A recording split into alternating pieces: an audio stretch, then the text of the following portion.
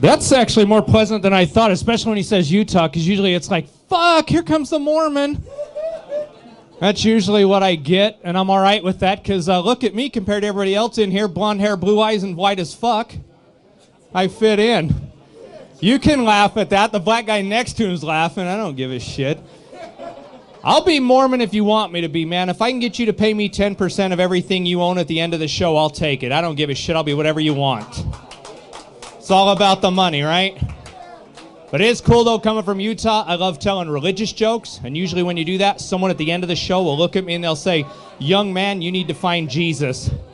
And I usually can. It's between the tits of a Mexican girl with a low-cut top. Do you guys ever notice there's always a crucifix hanging right there? Fuck yeah. Here's the cool part. Jesus has the same thing for the left nipple I do, because he just hangs like this. See, there we go. That's my people. Just so you guys know, I was born originally 8 pounds, 6 inches.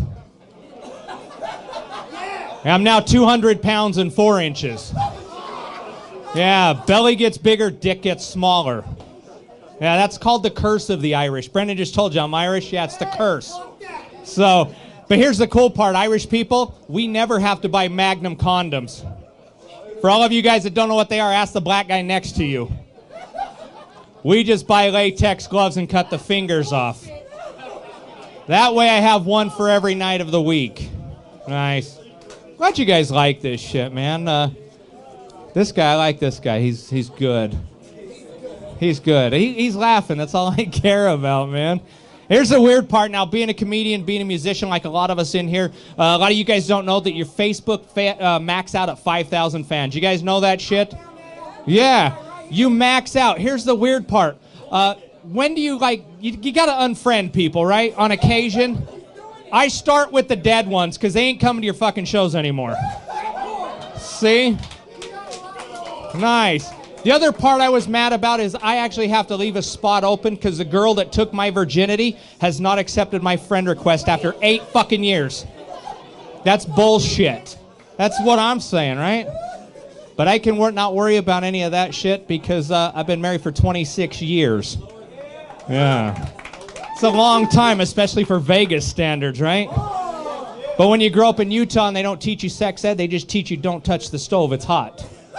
Come to find out that stove feels really good, right? And then you have a child that shows up at your graduation and at your wedding.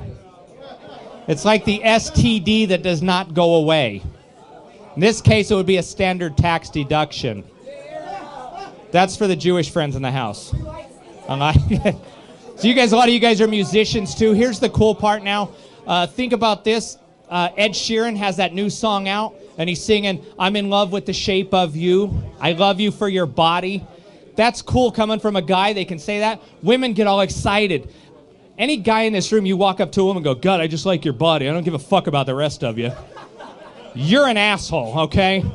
Ed Sheeran says it, and the girls' basements are flooded.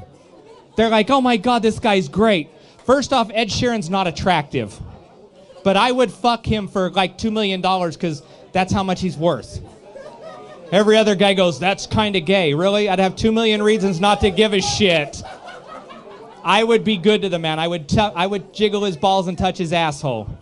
I'm not kidding. See, that's why I like you guys, man. Y'all are nasty. I like it.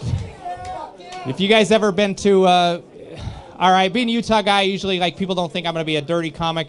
Here's a good dirty joke that I walked like half of the crowd one night. You guys remember Terry, that lady that talks through her stoma? She used to smoke too much. She did the anti-smoking commercial. For you guys who grew up in the 80s like I did, it sounded like a Battlestar Galactica Cylon. That's how she'd talk. So I thought, I wonder if you had to have oral sex by sticking your dick in her stoma. I thought, hey, that'd be kind of cool, right? Come to find out her mouth still works. But I realized, though, there was a commercial that said when they're eating, if they don't have that trach piece in, food will fall out their throat. I thought, you know how cool that would be if you actually came in her mouth, she didn't have that piece in, she'd get a pearl necklace.